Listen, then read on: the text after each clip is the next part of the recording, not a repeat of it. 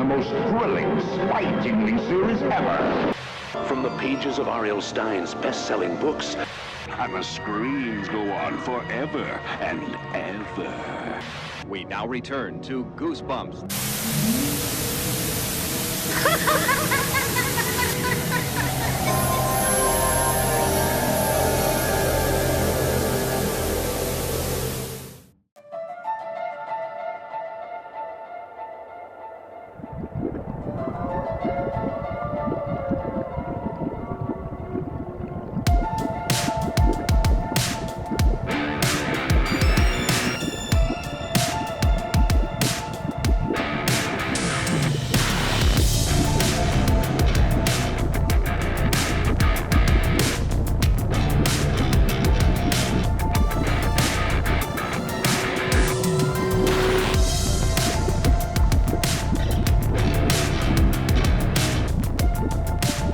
Goosebumps fans, young and old, big and small, living dead and undead. Welcome back to the Goosebumps Crew Podcast. As always, I'm your host, Isaiah Vargas. I'm joined by my good buddies Bjorn Pelnick and Nick Shaw. We are the Goosebumps Crew, and we're back to, what else?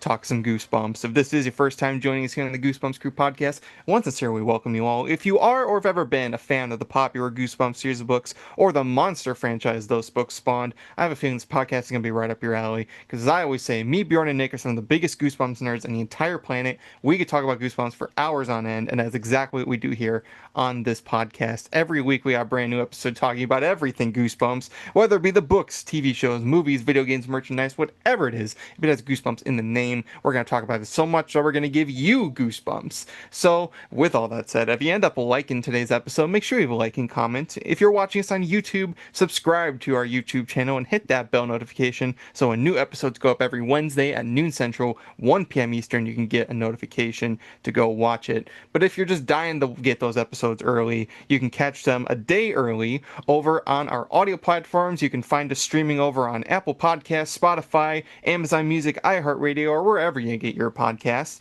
And of course, you can follow the Goosebumps Crew on social media. We're available on Instagram, Twitter, TikTok, and Facebook, among others. And of course, you can follow Bjorn and Nick at Goosebumps Aussie Fan and Sean, respectively, on their social medias and their YouTubes.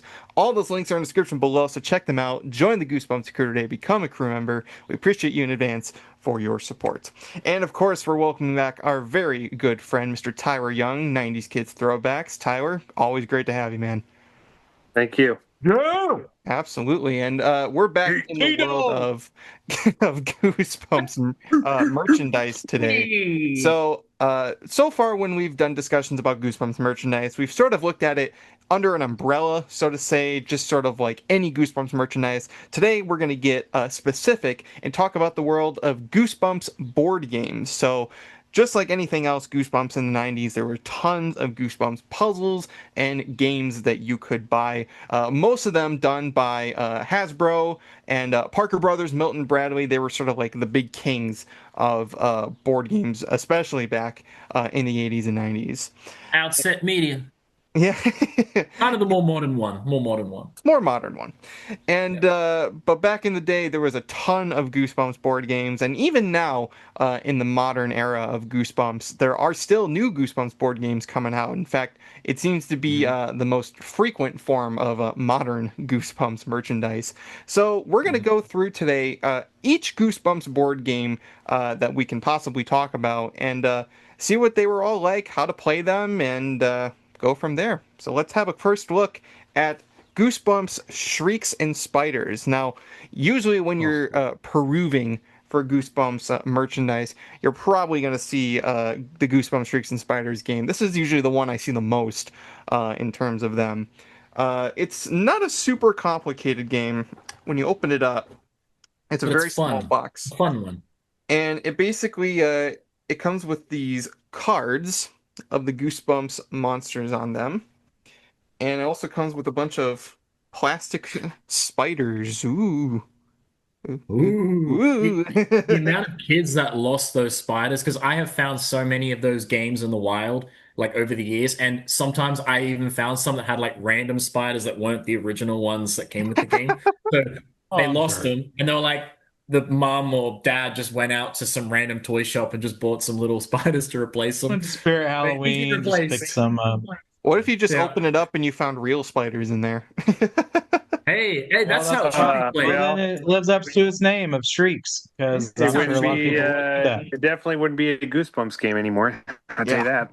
It would be a real life game. It'd And be then ashes. you have these boards with these little, Set that bitch on fire. I guess you could call them pogs because that's basically what Basically, they pogs. Someone tried to sell those on eBay as like Goosebump pogs, and they were the exact ones from the game. And you can get Goosebump pogs though, like proper ones, but those they were trying to actually sell those as like pogs, and I'm like, that's the Shrieks and Spiders ones. are. Honestly, they're not that different from the Goosebumps pogs, to be honest. I mean, if you take They're one out, similar. Yeah. if you take one out, I mean, they're. I don't know. I honestly sometimes Still Tim's I art. worry It's if I'm just the getting- back of them's different. Yeah, Yeah. that's why I'd I have to always look gotta at them be careful. actually and see if it's zoomed into the exact amount that the pogs are too. But all my pogs are sealed, so I don't want to open them. So yeah, so this game comes with these 4 game Get boards. some loose ones though. Each of them comes with 4 Goosebumps pogs. Essentially, you get these little plastic spiders and a stack of these cards that have different Goosebumps monsters on them. So there's the Mud Monster, there's Cuddles, there's Slappy, there's the Cuddles. Mummy, the Mummy, Always the mummy. and then there's Curly. They're like original art. They're all doing this. Yeah, they're all They're running all at you in the doing this. exact same fashion. They're all doing the thriller. And taking a quick look at the instruction manual, it says, "Are you in a goosebumpy mood? Why don't you put on some eerie music, dim the lights, listen to the howling wind and the spooky sounds coming from the basement? It's time for Goosebumps, and in just a few moments, your cozy little room will be filled with shrieks and spiders." And it says, the object of the game, so you have the stack of cards. There's 13 of each monster. Except for Curly, there's only 8. And the object of the game is when Curly pops up, can you spot him in time to grab a spider? If you don't, he'll take away one of your chips. When the game is over, the player with the most chips left wins. So, from the sounds of it, let's say you had 4 people playing the game. They each get a Goosebumps board with 4 chips on there. And there's only 3 spiders. So you would go through the cards, take turns going through the cards, and when Curly pops up, 3 of the players have to be the ones that grab a spider. The one who doesn't loses one of their chips. So, pretty I could so cheat this game because I have like 10 of those Shrieks and Spiders board games. I would just be like pulling chips out of my shoes, out of my pockets, being like, oh, I still got this man. I couldn't lose. Okay, so I would eat them in front of girls in the library. So, okay, Then so my head would turn all pus-like. Was there a commercial for this eyes game? would pop out. not that I've seen. Some of the other board games that we're going to get to in a second did have commercials, but this one I There have should be not one for found this one. game. This one came Gotta out. be. When did this one come out? I feel like we watched one of the commercials for this game. No, not for this one. There was Terror in the Graveyard and One Day at Horrorland, but not for this one. In fact, this one came out first. I think this was the first of the Goosebumps games in 1995. So this Yeah, was I like love it. before Yeah, it's old. 1996.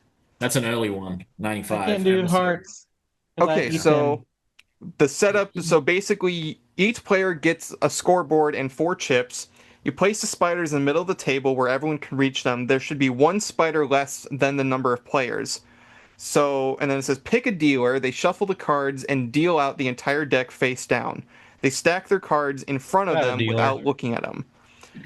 So everybody Be the dealer. everybody puts a so hand bad. on the top card of your stack, and then they say 1, 2, 3, shriek. And on the word shriek, all players flip over their cards and put them right in front of their own stack. Make sure everyone can see the card you flipped. No peeking. Flip your card away from you.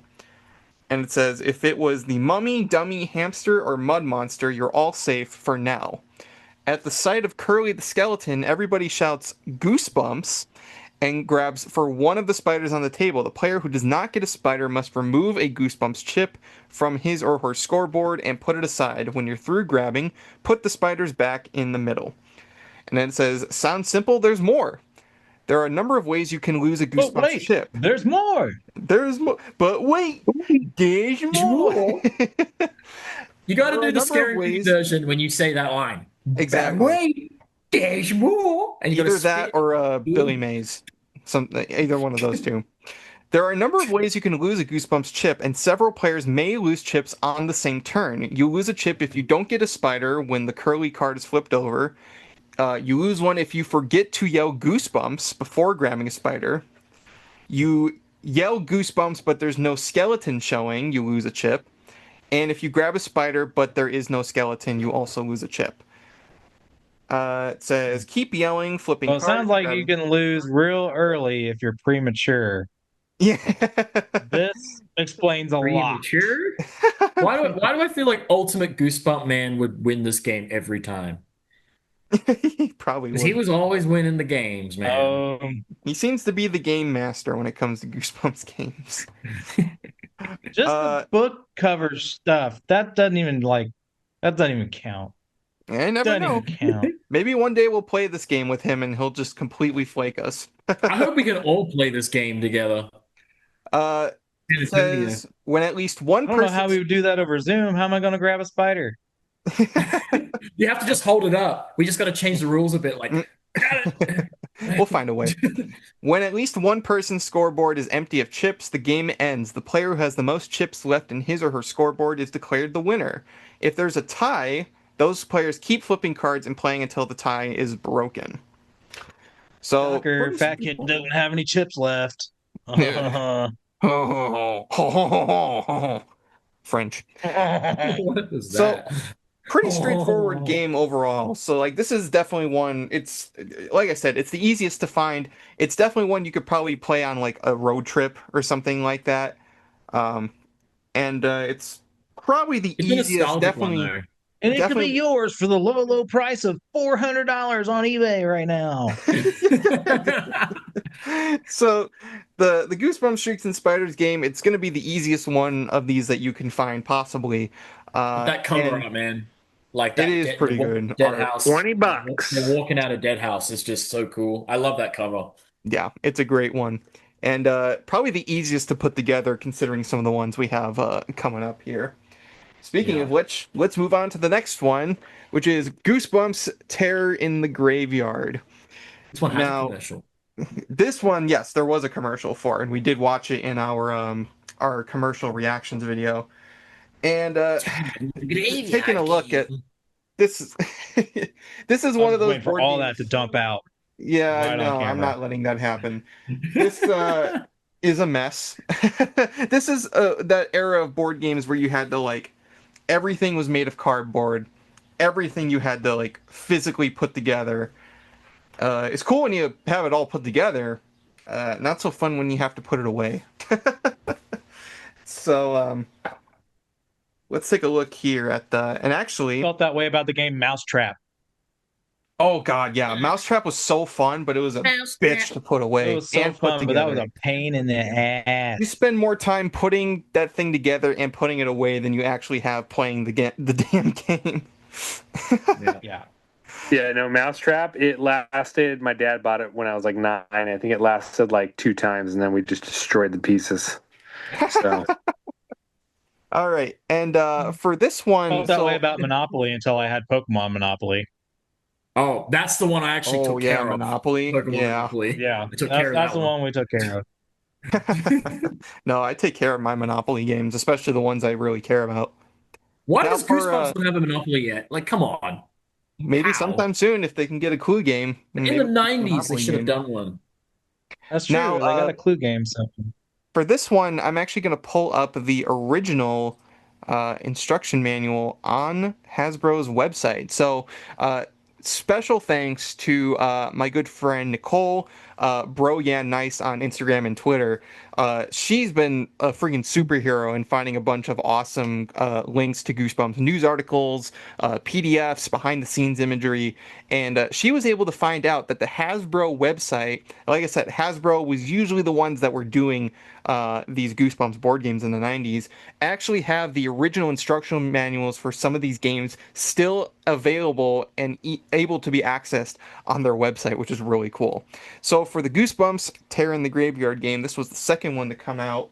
I believe this was 1996.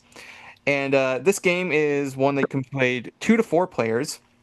Comes with 3 sliding platforms, game board, 8 pawn cards, 36 cards, 8 plastic pawns, 3 plastic tombs, ghost launcher, skull, part sheet, label sheet, and 2 dice.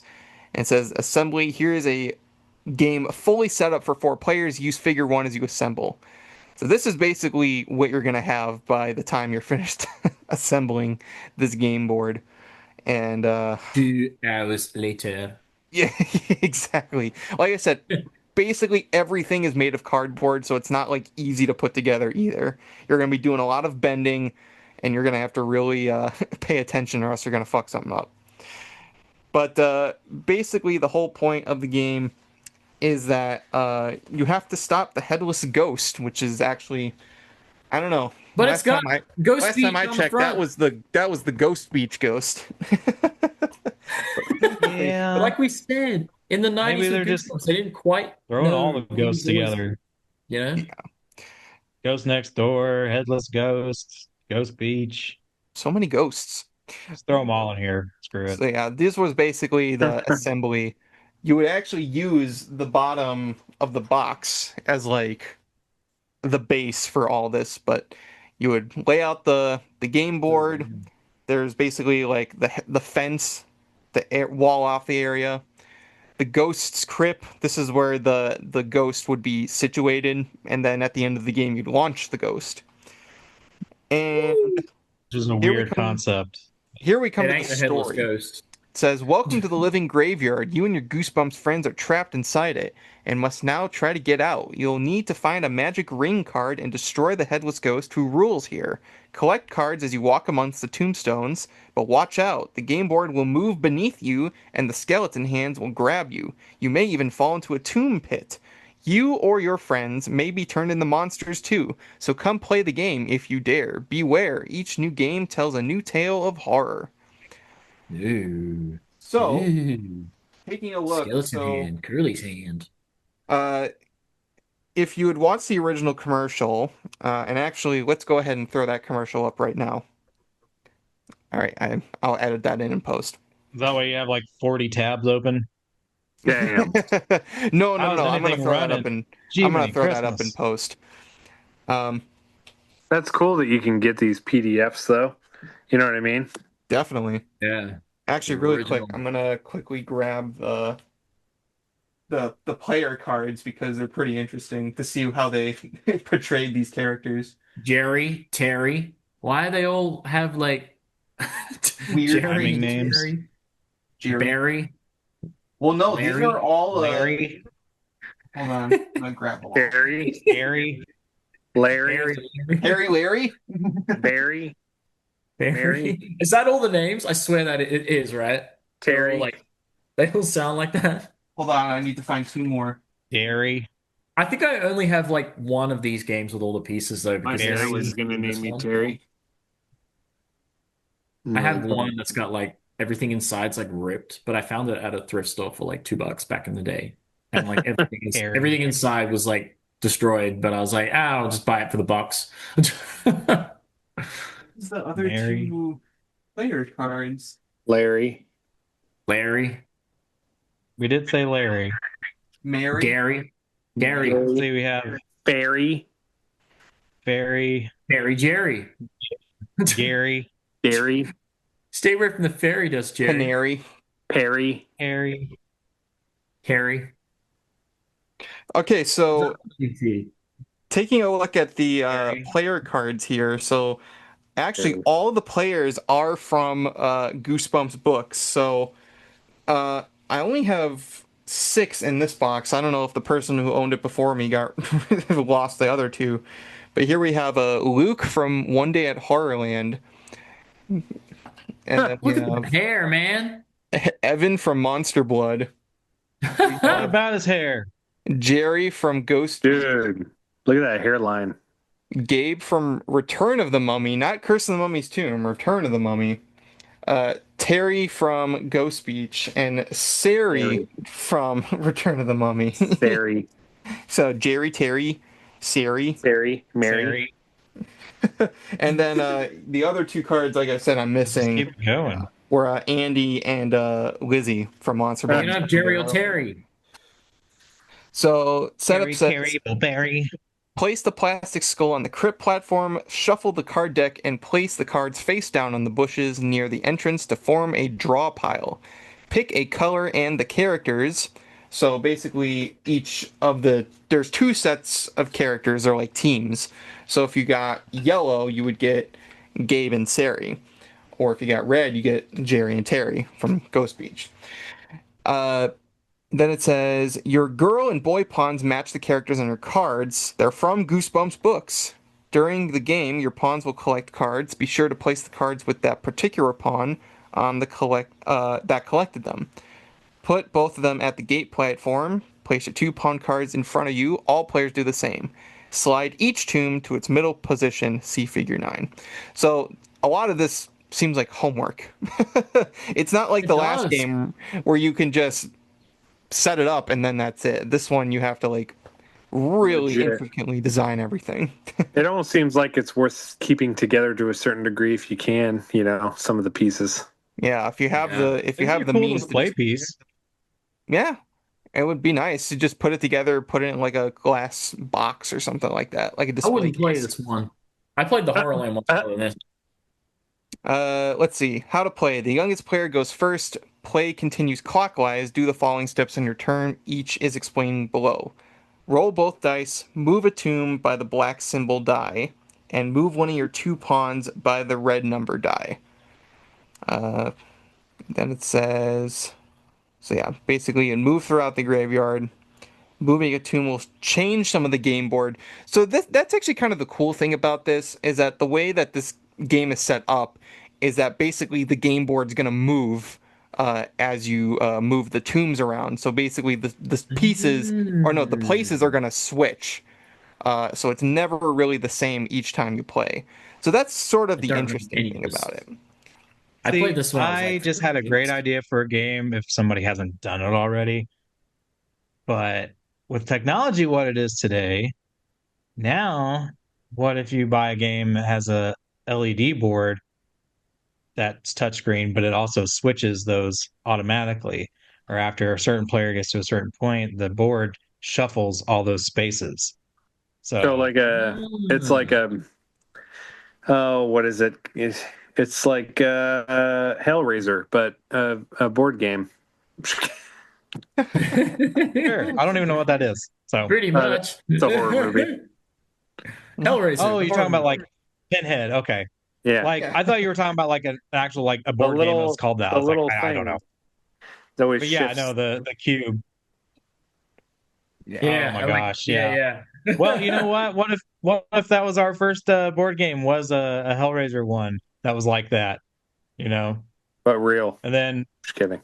But real. The whole board goes away once you solve the cube and plays that scene from the movie. Why is nobody? I want to know why nobody has made a Jumanji version of Goosebumps. Like you get sucked into their world, like the Goosebumps world. Yeah. Yeah. Sort of did it. See, that would have been better actually than what we got, which was the reverse, where they come to. Yeah. It would have been way cooler going to their world. Would have been more chances for more campy environments and characters and whatnot. Oh yeah. Taking a look at some of the spaces here, there are 6 different spaces. There is a grass space, you do nothing. Arrow space, you move your pawn to the matching color. Danger space. Danger space, stay here, but beware. While your pawn is on the space, it may fall into the nearby tomb pit on someone else's turn, and your pawn will be out of the game. Skeleton hand space, your pawn is paralyzed. It cannot leave the spot until somebody moves a tomb and changes the space. Try to move your other pawn. If both of your pawns are on there, you cannot move on your turn. And then magic potion space, if your pawn is under a monster card spell, your pawn is cured by the magic potion. Remove the card from the matching pawn card and place the monster card in the discard pile. Sure, like saying card a lot. Too much to remember in this game. I know, it's like that. That's why I said it's kind of like homework. It's a very in-depth game. A Goosebumps card space. If your pawn is not under a monster card spell, pick a card from the draw pile and follow that card's directions. So I actually have some of the cards right here, and some of these are pretty fun. So some of these have references to Goosebumps books. So here we have a camera. It says, you find a weird camera with strange powers. Move an opponent's pawn 2 spaces. Or Bjorn, you're going to like this one. We got a Slappy card. Oh, A ventriloquist dummy pops up amongst the tombstones. It's Slappy. Move an opponent's pawn 2 spaces now. Didn't Tim do the art for a lot of these like cards? Didn't he say that? I don't know. It looks a little I don't like think his he did. artwork. Does it look like his artwork? Because I remember him saying something about he did like some artwork for some of the games. Was it this? Oh, he did the Night in Terror Tower one. I'm pretty sure he said he did that artwork. It might have been a different. Yeah. I'll have No, to he go back did. and make sure. I think he did that. Maybe. Didn't he do he did the microverse, didn't he? Art Yeah. for the microverse box. He did the think so. microverse. He did Terror Tower because he said yes, because I remember he said it was exciting that he got to do Eddie and Sue. I remember him saying that now. Like he actually got to do them. Like, Ooh, as take a look at opposed this. It says squish, squish. Worms are popping out of the ground all over. Move Jesus. 3 spaces now. No. Go Eat Worms reference in the game. You discover that your Passed. friend is really a ghost. Play this monster card face up on an opponent's pawn card, so you can turn your one of your opponents into a ghost. And then if you got these magic rings, you would use these to defeat the headless ghost once you got to that Why do I stage. feel like this game rather play started a lot of Crossfire. arguments? Like this game started a lot of parents' Come on, it's got a haunted mask card. Crossfire. It says you You put on a reckon- haunted mask, and now it won't come off. Play this monster card face up on your pawn card. So this is one you would draw, and you would be. That just looks like Tim's art. I bet he did these cards. It does a little bit. Ooh. I may have to ask him about Here's that. another monster card. Why I'm afraid of bees. Why is that a card? You know what I think? I genuinely think this card started a lot of like arguments. Like the kid was like, "Mommy, I want to play," and then the parents would like argue so much they slept in different rooms that night. They were so pissed off. Like, Here, one more. Goosebumps created problems. This game created a lot of problems. back One in the more. 90s. You stare as Took your my friend. family apart. You stare as your friend turns into an evil plant. Play this Damn monster you, card Stein. on an opponent. Damn you, Stein. Yeah, like we were trying to play that Terror in the Graveyard game, and then my parents started arguing, and then my dad got mad and slept in a hotel. Oh my god. Like, terrible. could you imagine telling that to R.L. Stein? Broke You own our the game? family. Welcome to the channel if you're new, by the way. Oh my god. Ta-da. Okay, how to win. Destroy the headless Enough ghost. of this game. I'm done with this game. Next one. When your pawn has one or more magic cards, try to move it as quickly as you can to the crypt platform. You do not have to move the full count of your numbered die to roll to the game board's exit space on the crypt platform. Once there, show everyone your magic ring card, read it aloud. Now try to defeat the headless ghost by dropping the skull down the crypt's chute. If it drops onto the headless ghost launcher and it flies off, you win.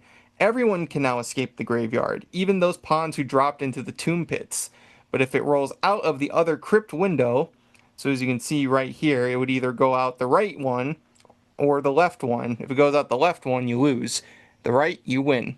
If the skull rolls out, try again on your next turn unless you have a play now or later card, which lets you take another full turn now. If you do, be sure to roll the dice and move a tomb and pawn again. That's how you would win. So, This is so much. I know How it's would a you lot to keep track What was of. that again? Can you repeat that? You roll the skull down. You roll it down. Oh So my god. Without going too much more into detail, that's Terror in the Graveyard. Again, there's a lot to it. But honestly, looking at it, once you get into the midst of it, you probably have a lot of fun. There's a lot of references to other Goosebumps books in this game, mostly through the playing cards. So that's pretty interesting. It's really nice when you have a Goosebumps game that sort of is a blanket for the entire book series. But that's Goosebumps Terror in the Graveyard. Now moving on. So that was one that sort of blanketed the entire series. The next two board games we got sort of went for a more direct approach. So first of which we have Goosebumps One Day at Horrorland, the game. Played that one as a kid a lot more than this. I think I played this one once. I don't even remember it, but the Horrorland one I remember was more fun. Now, Yes.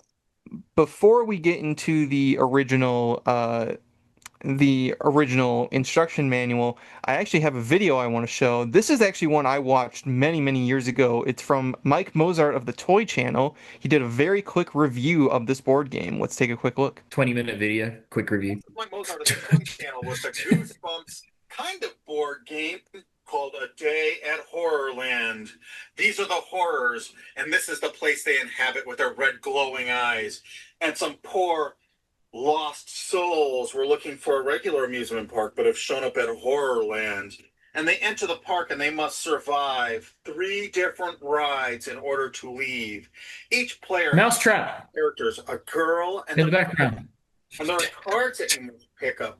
You get the cards by landing on a G spot. You pick up those cards. Was there really a mousetrap in the background? But some of them, Yeah, there was. What? person You got to land on What that are the G spot friggin' to win. chances? look at their cards. That's all you got to Well, do. no man has ever won this game. Let me tell you that right now. Then Ride, or you can move 2 places. The main point of this is you have to get through this thing as fast as you can. Pick both of your characters on these various rides without Mousetrap. sure enough, there's mousetrap. I saw the That's moss. math. There's a moss game. space The over Mosque? here and Jim Carrey? I don't know that either. Because It looked like there was a game. Just said the mask. Ride. And the next ride that you have to survive is the Slide of Doom. Watch it. Yeah, the mask. Look, Oh, that's the mask. there's a game. Die. That means they have to try again to survive the Family Slide of Feud, yeah. the skulls that roll down there.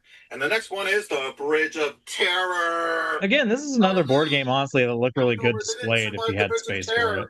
So now I have to try the bridge again. At least there's a lot less. I know it to sounds put- This game was. incomprehensible, I but remember being a lot it's easier to assemble and play. Goosebumps. It is More straightforward. nice looking. And I think that's what Because I like about these older games too, is that they're actually 3-dimensional. It's not just a flat, board piece that you're playing on. You actually have some when it's done. detail, and Bizarre toy review. it makes it look a lot better. It makes it pop. In honor of the coming Halloween season. What do you think? Win or Yeah, that game was actually fun. I remember playing this one. It was good. This has been Mike Mozart at the Doom Toy- sad. So that was Mike Mozart. So he did his little review. I remember watching this video way back when and really wanting this game. And now I have not one, but 2. The other one's right over there. Do you play it, Well, though? we don't need to go That's the through that question. game now. I 'cause have he just never played explained it. everything. Because just like he said, this thing is a bitch to put together, and I just don't want to even bother. I don't remember that one being a bitch. The other one was a bitch to put together. This one was quicker. Well, again, Didn't take as long. this was the era of board games, especially coming from Milton Bradley, where board games were just one big thing you had to put together. As he said, it's a very nice looking board game set, but it is just so unbelievably hard to put together. Just give me a board game that's just a board with like pieces. Like that's it. That's all you need. I like the art that they have in these instruction manuals. I will say I like this. Beware, you're in for a scare. So just real like quick. what was that? That first page, go up real quick. Oh yeah. It reminds me of like science class when they tell you to like memorize like the inside of like a kidney or something, and then they give you the test sheet and it's been like copied like that, and it's all like dark and black and gray, and Oh, you can't see anything that you were supposed to. Yeah. You can barely even make out like the face that the horror has here. It's all dark. Great. Oh yeah. So yeah, Yeah. just like Terror in the Graveyard, this is another assembly game. But this one is not as convoluted as Terror in the Graveyard. It's pretty straightforward overall. Basically, you have to go through the three Horrorland rides. You have the Wheel of Fear, you have the Doom Slide, and you have the Alligator Pond Dialer. So basically, you have to survive all three of these to make it to the end of the game. You go on each ride. For the Wheel of Fear, you basically have to stay in the ride. If you fall off it, you're dead. Doom Slide, you get hit by the skulls, you die. You get hit by the horror on the pond dialer, you die, and you have to try again. So pretty straightforward overall, and it doesn't seem to be as big of a thing as the Terror in the Graveyard game. For one thing, it doesn't have the moving floor. That seems to be like sort of the big thing, because you have to line it up. This one, you just Can you assemble the imagine if big. they had to add even one more ride to this game? Yeah. They're like, Yeah. no, we What's just can't another do it. ride you would add if they had to? The Coffin Cruise. Coffin Cruise. That would be kind of cool. So it says, "Welcome to Horrorland. You and your friends got lost looking for Zoo Gardens theme park and found Horrorland instead. The amusement park is run by the Horrors, large green monsters with horns on their heads and scary red eyes. The Horrors give you free tickets to go on their scary-looking rides, but watch out. You never know just where you'll end up when you step on a Horrorland ride." Damn. Dead. Dead. You'll end up dead. Know exactly where you're gonna end up dead. Oh, look at this here. Who goes first? The you player who has dead. read the You- most Goosebumps Oh, no. books go first. If there's a tie, the youngest player goes. Ultimate Goosebump Man. That would insinuate that he's read more books than us. Is that true? He has. He probably has. Yeah, Probably I'll have read to it on ask the. him. Because you remember, it's not about just reading it physically. He's probably read it on the. Because I know he doesn't have them all, but he's probably read it on. What do they call the app again? You know, that would be Kindle, yeah, funny he if probably you just got Tablets, like Kindles. Kindle. Sorry. Yeah, He's Kindle. read them all on there. We just know he has. Shout out to you, Ultimate Goosebump Man. Shout out to you. So it goes through all the different rides and everything like that. It's a very nice looking game. Oh, you got horror down here with the ice cream. Return to the That entrance. would look so cool on a t-shirt. Oh my goodness. So it looks like With the black tube ice cream. Yeah. if Just you like a white shirt survive- with that in the gray would look cool. Ooh, so here it says, anytime on your turn, you may play certain cards or may be directed by the spinner to start up a ride to try to knock your opponent off. So the Doom Slide, you have to lift the head at the top of the slide. So this one right here, this big old mouth, to release the skulls. And after they tumble out, put the head back on. If the pawns are completely knocked out, immediately move them to the Doom Slide's try again space. The Horror Bridge, you place your finger on the dialer, so right here, and you quickly move it so you knock the pawn off its feet. And then the Wheel of Fear, you already know how to start this ride. Just give it a good spin and hope your opponent's pawns fall out. If any fall out, place them on the try again. If none fall out, too bad. They remain in their coffin for now. And then you collect a ride token if you survive a ride. When you collect all three, you must get both of your pawns back to the entrance space to win. When returning to the entrance with all three tokens, a pawn does not have to land on the space by exact count. Once it reaches the end, it cannot be moved by another player. It's safe. However, you could move your own pawn back onto the game board from the entrance space if you need to. So if you draw a card that makes you lose a token, you may need to go get another ticket card. So that's basically it. This isn't as complicated as the Terror in the Graveyard game, which is probably why it's probably more fun. But again, the tricky part is putting it together. So if you're willing to take the plunge into that world, One Day at Horrorland might be a fun one to play. Now, next up, staying in line with adapting a certain book for a board game, we have A Night in Terror Tower, the board game. Ooh. Now, this is another one. So the Horrorland game also had a commercial, but this one does not. So basically, the Night in Terror Tower game is pretty similar to the Horrorland game. Taking a look It here has no commercial that we know of. that we know of. There might be one. So right here we have this amazing start screen for the A Night in Sick Terror is that? Tower game. Look at his axe. That axe is very close to a head. Yeah. Damn, Yeah, she can See, get. now this would be a cool shirt. that would Yeah. be a cool shirt. That would be a I'd cool get this. shirt. Just take that and just put it on a shirt. Let me Okay, white shirt in gray, but maybe lighten up the gray a little bit. Put that on a shirt. Does Done. somebody illegally copyright and use it? And even have all the instructions there too. Like have the whole blurb there too on the shirt. Yeah, just the Can you entire. imagine just getting the random instructions from one of the games, like just on the front and back of the shirt? Well, it says here, Sue and her brother Eddie are having a blast visiting all the historical sites in London. Then they take a tour of an old walled castle known as Terror Tower. As they wander through the dark corridors, they suddenly realize they are alone. Their tour group has vanished, and they are being followed by a man wearing a black mask and carrying an axe. Just in the nick of time, they find an exit to the street, but something is terribly wrong. There are no cars or buses, no tall buildings, just cobblestone streets. Somehow Eddie and Sue have traveled back in time to the 1400s. It turns out Eddie and Sue are really Edward and Susanna, the Prince and Princess of York, and the Lord High Executioner is after them. With the help of a friendly sorcerer named Morgrid and 3 magical stones, you can help Sue and Eddie escape to the safety of the 20th century. More grid. Oh, goody, and you'll look at that. Just like the other two, you gotta put the damn thing together. It looks like less pieces. It looks more just like the tower Yeah. part is maybe the main. Everything else looks small-ish. So opening it up, this is another one like Terror in the Graveyard where you have sort of like the board inside the box. But yeah, there's not as much to this game. It's actually not that difficult to put together. A few castle parts and no like complicated cards or anything, just basic dice, cards, and pawn pieces. There must have been complaints about that Terror in the Graveyard game, I'm telling you, because they seem to just get less and less with the putting together of these. They're like, Honestly, yeah, yeah. considering how honestly it was probably easy to lose a lot of those pieces too, considering how many there were. I bet a lot of people lost stuff for those games.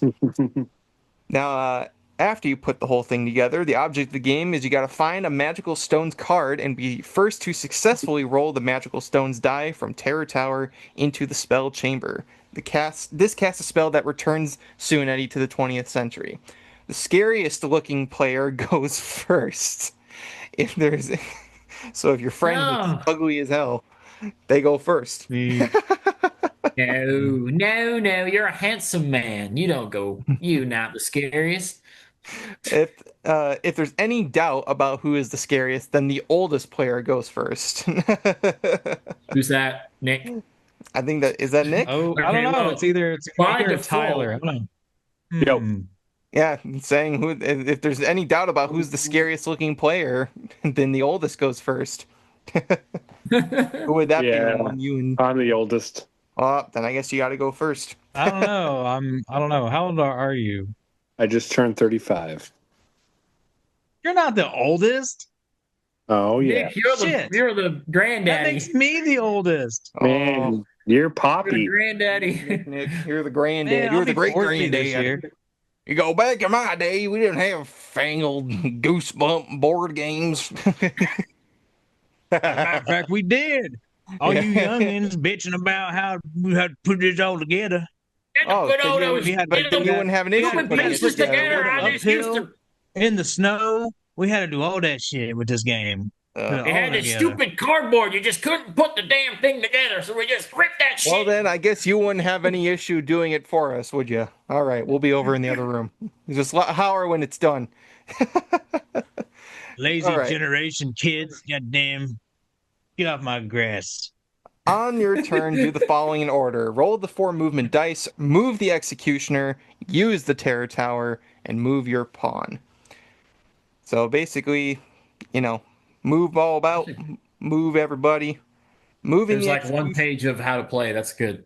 I was move the considering- executioner. It's connected by a purple line. He moves clockwise around the game board, moving only onto the special spaces. For each symbol you rolled, move the executioner pawn 1 space as shown here. Ooh, here we go. Using the terror tower. Rotate and aim the front of the tower towards the pawns you want to knock over. So you can throw the dice to knock over the players. That's pretty cool. Any Sue or Eddie pawn that is completely knocked over is returned to the start. Wow. Any oh wait, no. It says drop one die at a time the tower for each tower symbol you rolled. It says either return to the start or any Sue and Eddie pawn that is completely knocked over is placed on the torture chamber spot. Yeesh. Go to the torture chamber. I'll take it. Torture? Did he say torture? Did he say torture? Winning the game, the first person to roll the magical stones die through the timer onto your spell chamber wins the game. That's easy. Yeah. I mean, we did skip through most of the instructions. That's fine. That's fine. Well, that's basically There's so many instructions. There are so many instructions. Now, again, this is basically how games were back then, but this seems to be... This and the Horrorland game are a little more easy to comprehend overall. The Terror in the Graveyard one is just freaking insanity. But, yeah, Night in Terror Tower, it's actually not an easy one to find overall. The Terror in the Graveyard you can usually find, a lot like Shrieks and Spiders, you can find this one, or that one pretty easily. This one in Horrorland, usually are a little harder to find. Not that they're rare, but you're probably going to have a little bit difficulty tracking them down. But I got a sealed one of those. Oh, yeah, I do. I'm sure you do. I got sealed. Do puzzles count? Do puzzles count as board games? I mean, technically, I guess. I got a few put over it here. together. It's a game. You got to put the pieces together. It's a game. Yeah, definitely. If you have to put it together for hours on end, like a puzzle or a complicated board map, then yeah, I do got some Goosebumps. Your favorite. It's your favorite. Say Cheese and Die again.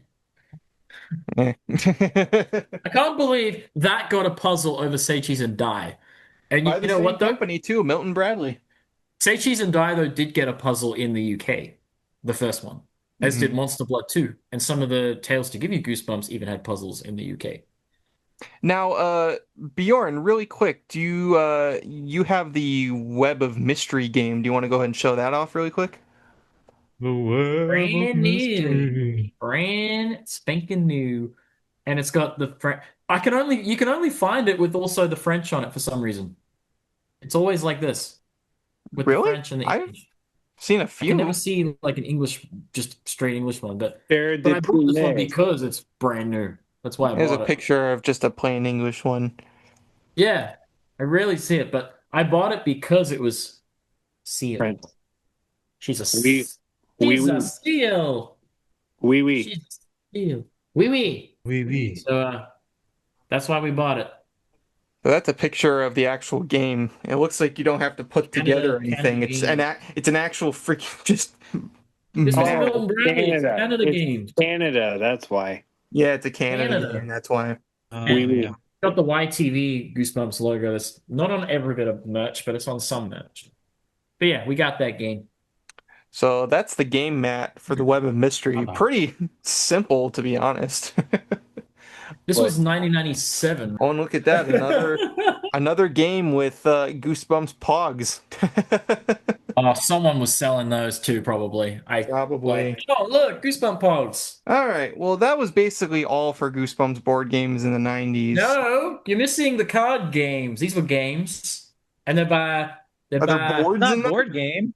Look, Parker Brothers. he was ready This was for an actual. that. This was an actual game too. This was a fun one. He had that in the ammo. He's like, no, hold on. I'll do a real quick read, if you like.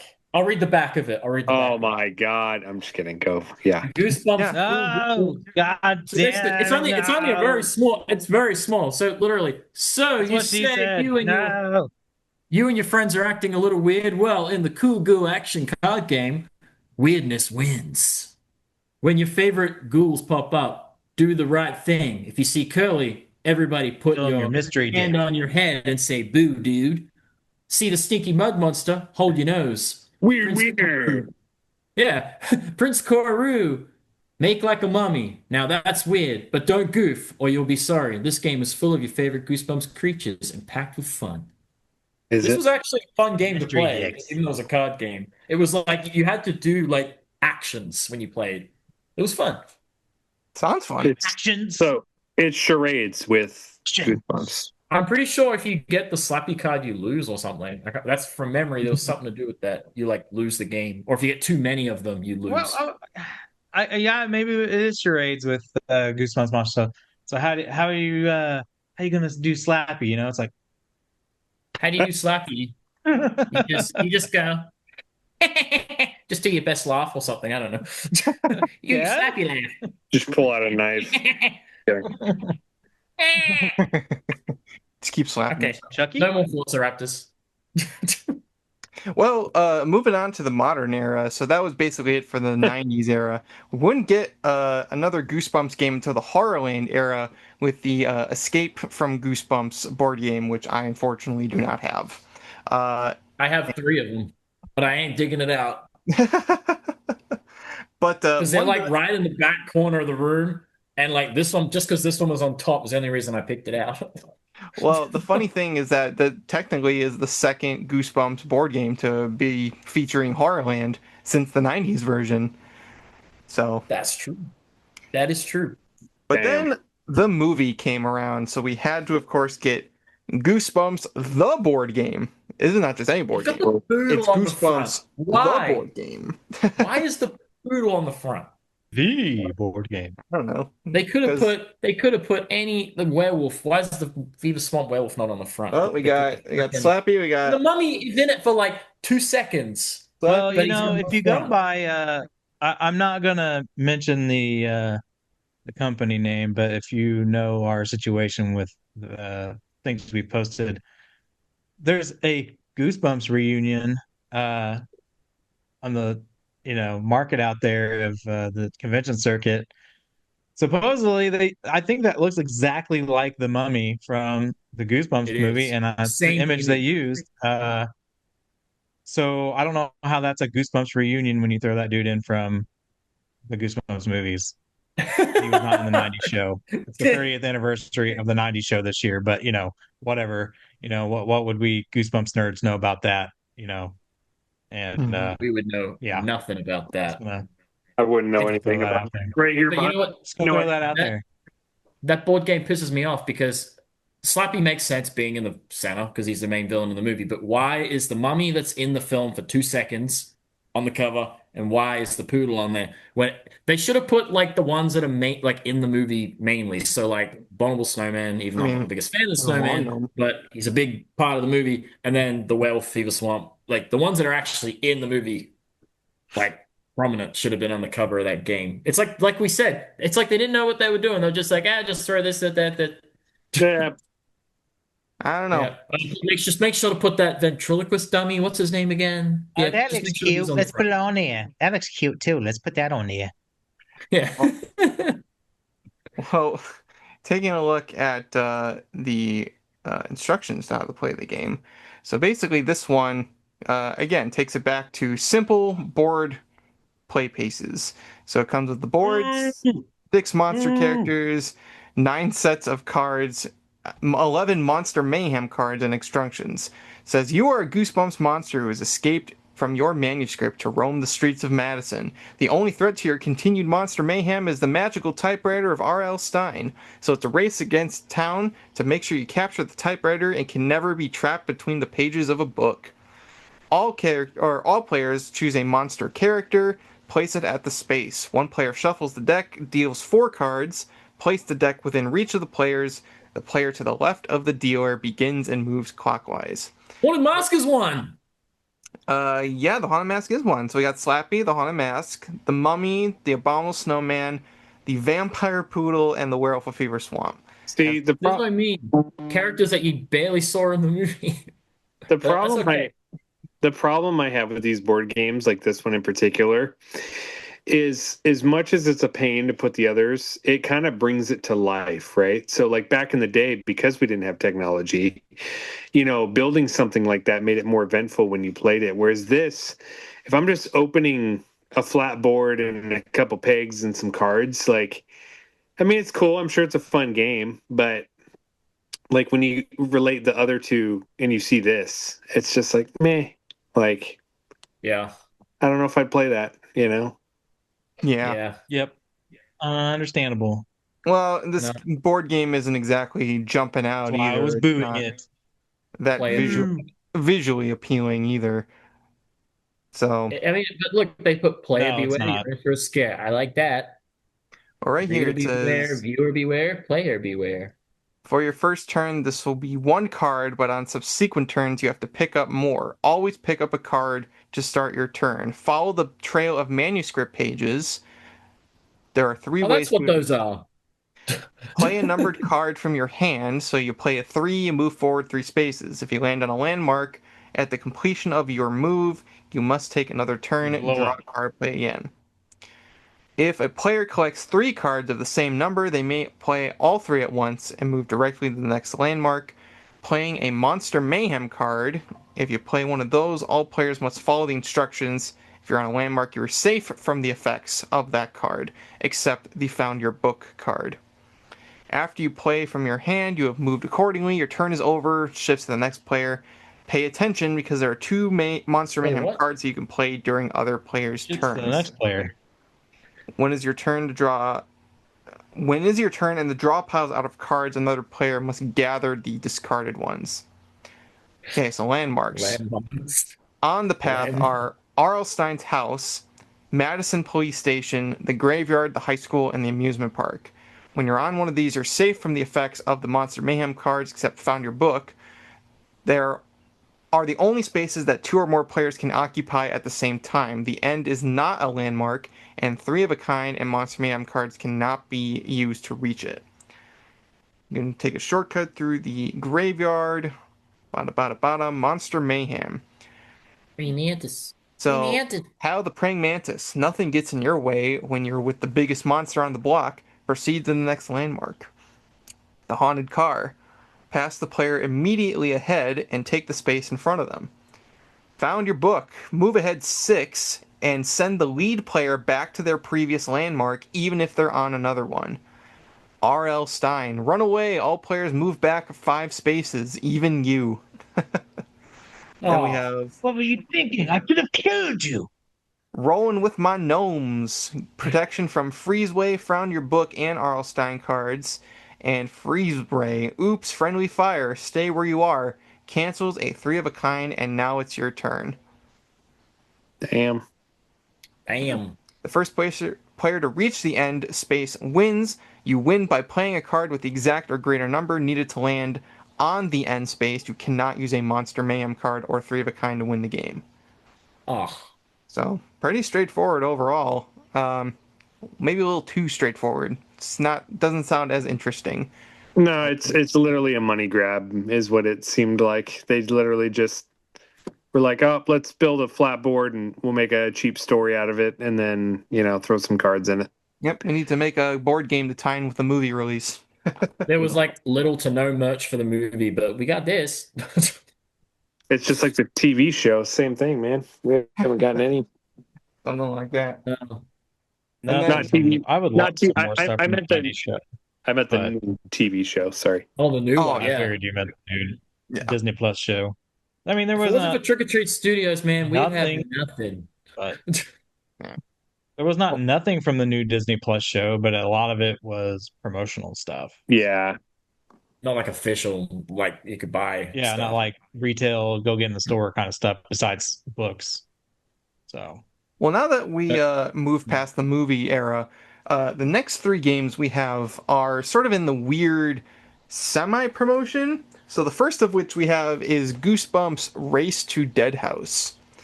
Now, this board game, just like the other Goosebumps board game, the last one, pretty boring.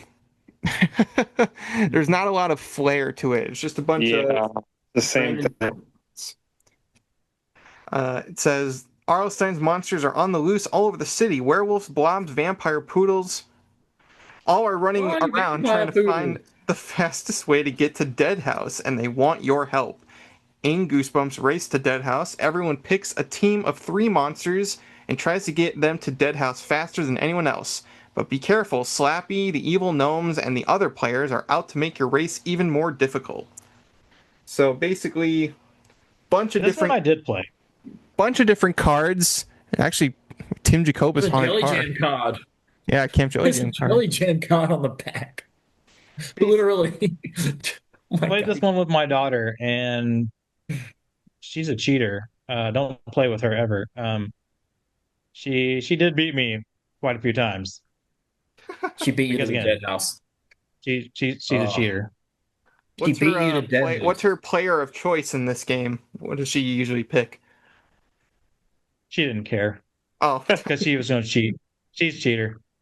I'm going on record here, knowing full well she doesn't watch these podcasts, so she can't even rebuttal any of this. so yeah, Right. I hate losing too, Nick. It's rough.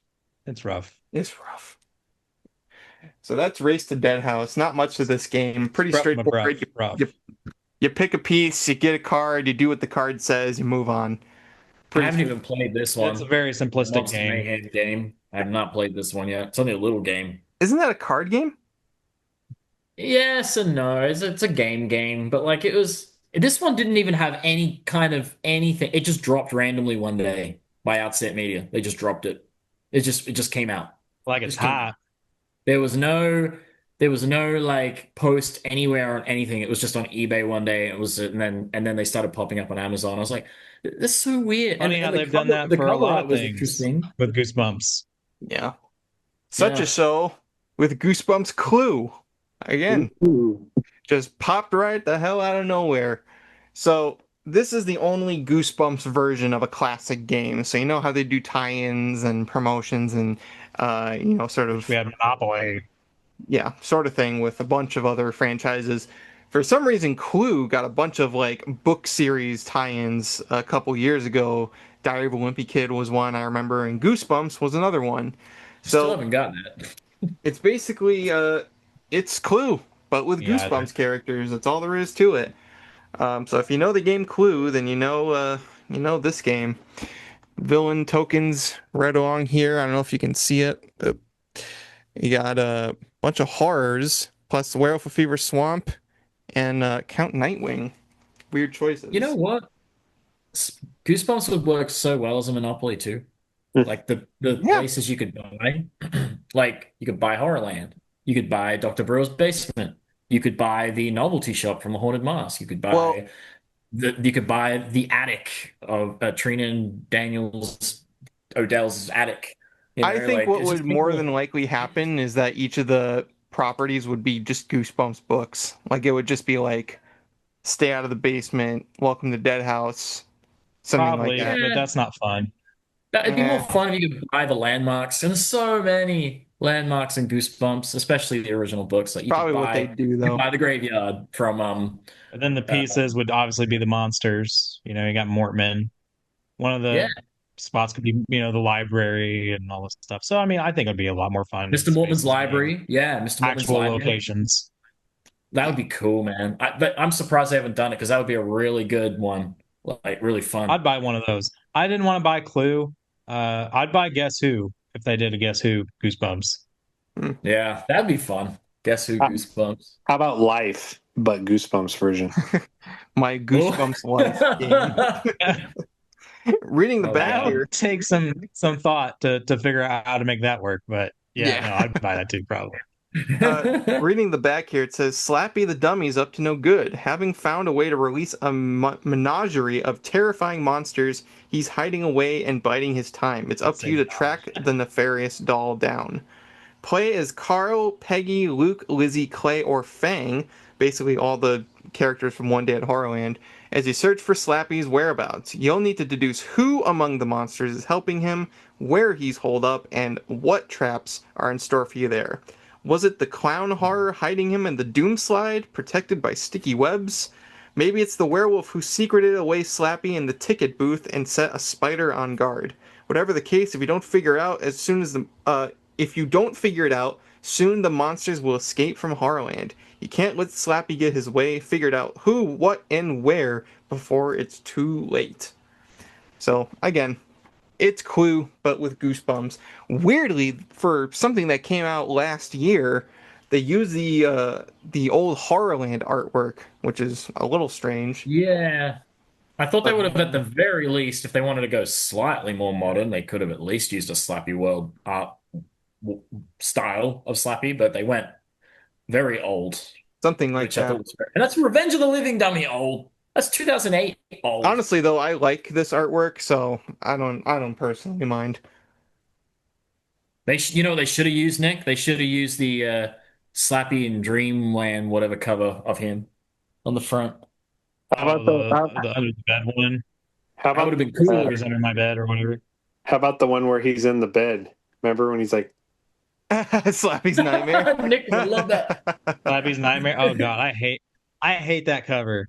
I really do. I think it looks atrocious, and I can't wait for the roast of Jacobus because he wants us to tell him about ones we don't like of his artwork, and that was like so high on my list. It might be number one. I don't even know. Like, I have to look at all of this other work. It's such an iconic. Like when you go, like, I know when you go to like one, but Night of the Living Dummy cover and how good that looked, and 2 and 3 looked good. Bride looked good. What happened? you know, they have like What?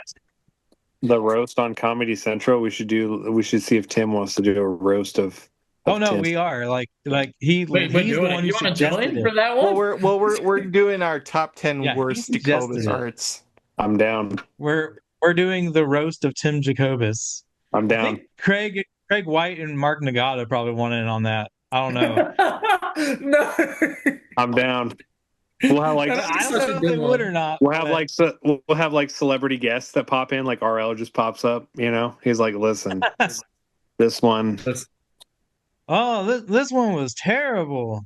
He has like Oh, a like- orgy, starts cracking jokes. R.L. Stein would probably say Cheese and Die because he hated that he had to go back and write a whole new sequence because the cover.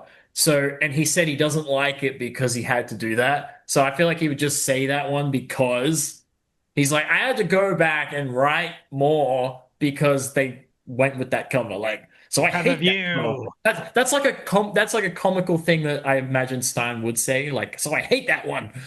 Like, I had to go back and do more work. Mhm.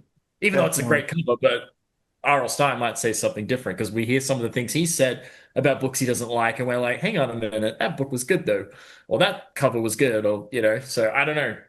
I just feel like that's one he would probably say just for that reason. Yeah.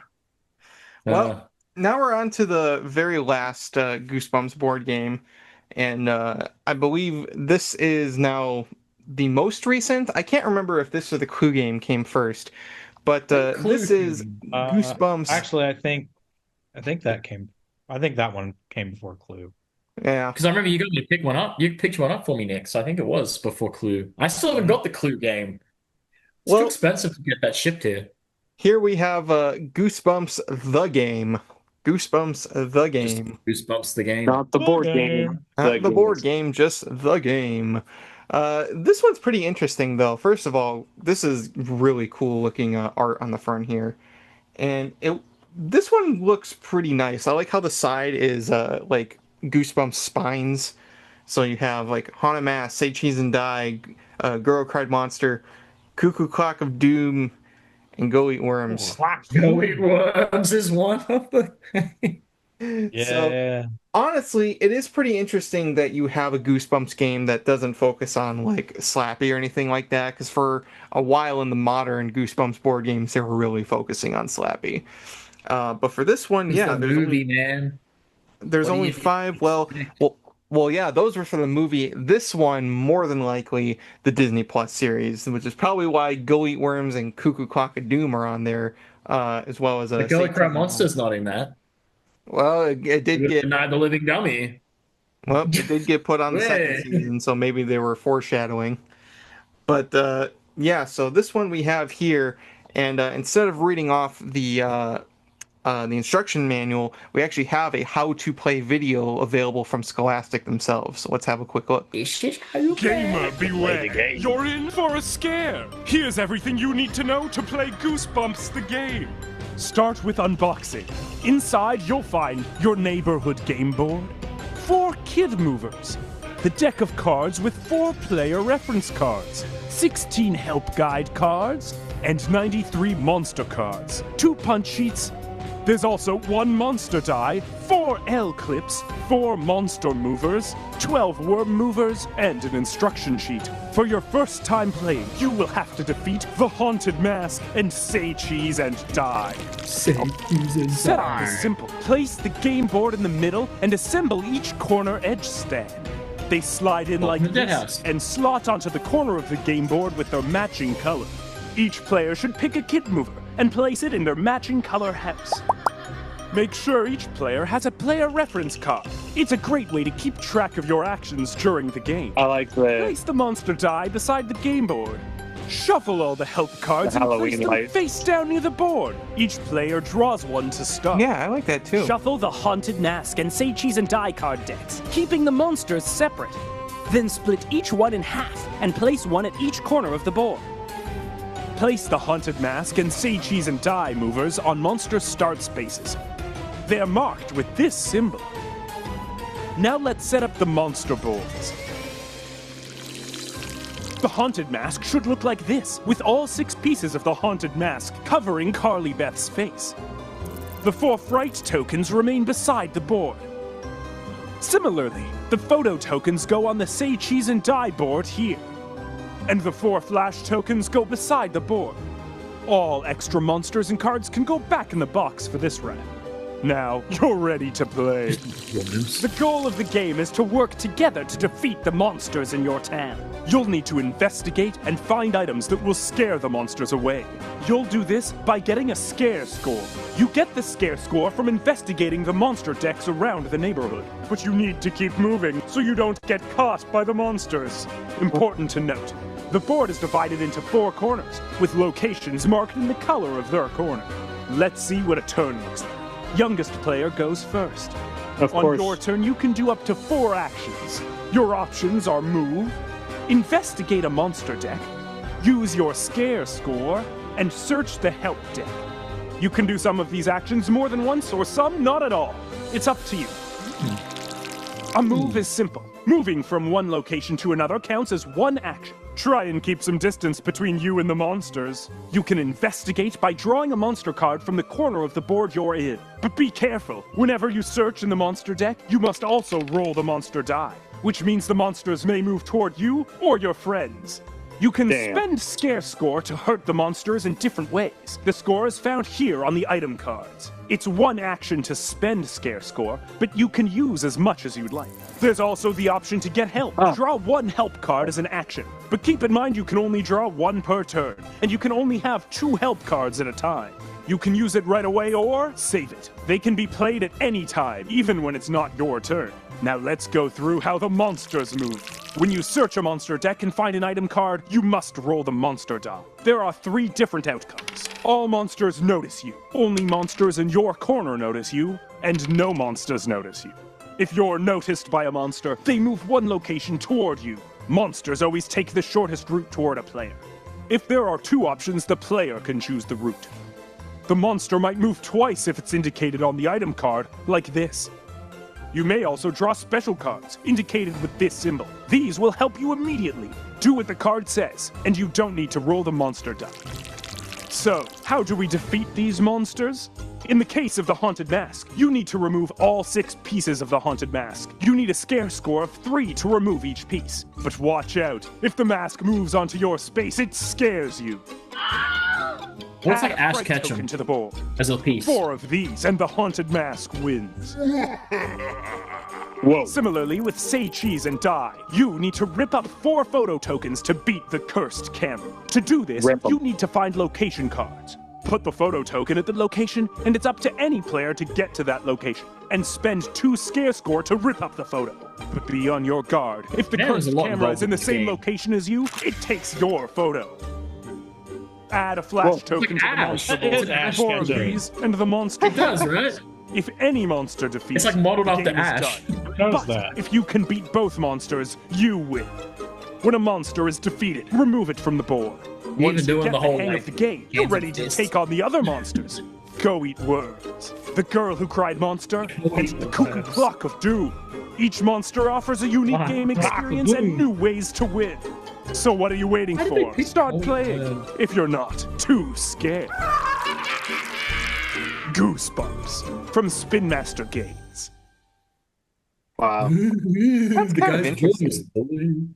I do like how they have each monster or book sort of has a different way to beat it. So it's always sort of like a different thing. It's not always the same thing. Yeah, that one makes it nice because it keeps you intrigued to keep playing, because it's always different.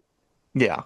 And it was done by Spin Master, which is another really big producer of board games. So unlike the Outpost games, Goosebumps, the board game, and Race to Dead House, it doesn't seem as extremely generic, I guess. There's a little more to it. So it's definitely one I would probably have fun cracking open and having a good time with. So I got one. I keep it sealed. Yep, me too. Mine is sealed. I've got 2. I've got 1 sealed. Have you played the other one? No, I wish I had someone to play that with. I wouldn't mind trying it out. But we'll just play one in the hotel. I do have the pieces up here. Play one at the hotel. Oh yeah, no. When we go to San Antonio, Curse City Con, yeah, somebody bring the game, bro. We'll play it. We'll play. We'll play it with Tim. We'll play with Craig in that. That'd be so fun. Look how good of a video that would be to play with them. Yeah. Like that would be cool. That'd be sick. I reckon we should. Someone film it. We'll play with them. Yeah. So in the world of Goosebumps board games, you either have the ones that are so simple they bore you to sleep, or the ones that are fun but very complicated to put together. But that's the sort of the charm of those old 90s board games, is that I love them. You always had fun with them either way, even if they annoyed you at first. Yeah. Mm-hmm. I think they look 10 times better than all the new ones. And it's because they put thought into creating the world that you're playing on that board. Yeah. I mean, it's my favorite one is probably the Horrorland. Different than those people who play like Warhammer and stuff. Like you create the world of the game you're playing. I like the Horrorland game. And I think that makes it infinitely more fun. What's really cool is, as adults, for us, doing the old school ones like the beach, the ghost beach, and the Horrorland, is go on Amazon. Dungeons and Dragons nerds here, but you can buy tiny little mini like little fog emulators, and then like little tiny one little dot LED lights, and you could literally light up that whole board and make it foggy and all this stuff, and actually make it like come to life when you're playing like Dungeons and Dragons. And it makes old school games like that really fun. Not saying you got to do it; it takes a lot of work, but when you do it and you play it, it's super fun. Yeah, that would be.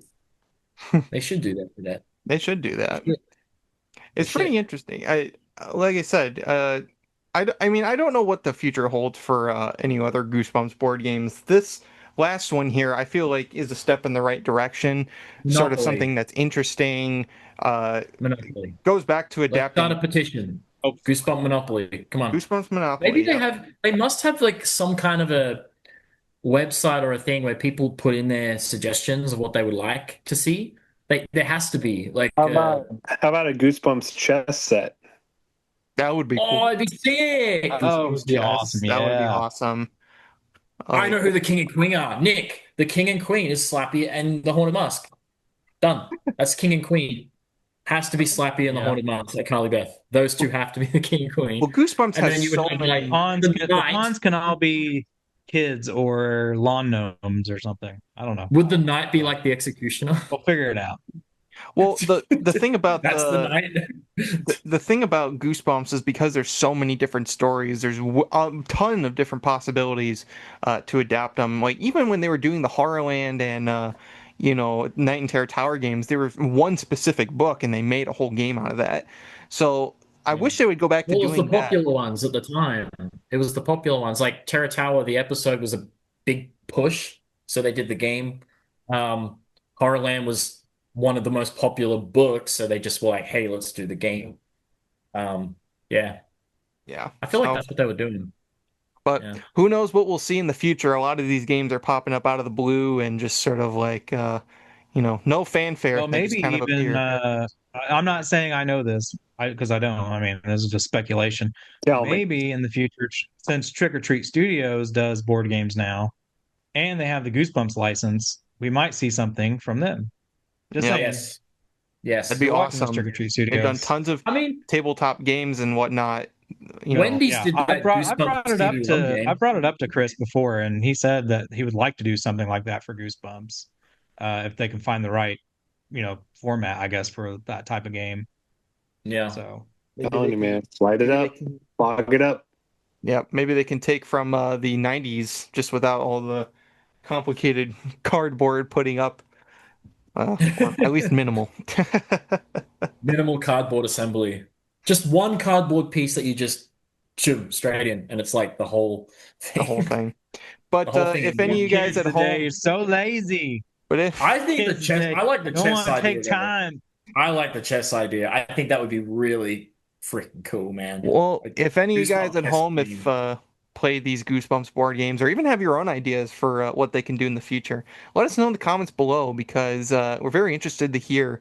I mean, in terms of adding these to your collection, they're all definitely a must-have, especially the 90s ones. But if you ever have a chance to, on a stormy day or whatever, or a spooky little night, open up a Goosebumps board game one day at Horrorland or Terror in the Graveyard, seems like a perfect thing to do to Around Halloween.